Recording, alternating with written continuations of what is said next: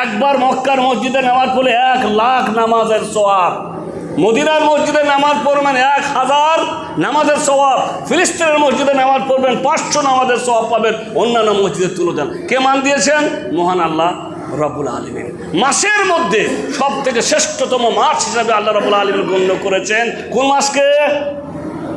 রমাদানের মাস। মাসের মধ্যে আল্লাহ শ্রেষ্ঠত্ব দান করলেন বা শ্রেষ্ঠত্ব দিলেন, বৈশিষ্ট্য দিলেন কোন মাসকে? রমজানের মাসকে।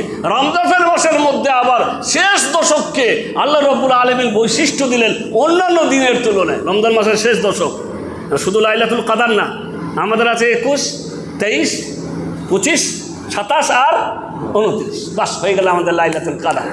কেউ জাগলো কেউ জাগলো? জি না, রাসূল করিম সাল্লাল্লাহু আলাইহি সাল্লাম রমজান মাসের শেষ দশকের প্রতিটি রাত জাগরণ করেছেন, পরিবারকে জাগিয়েছেন।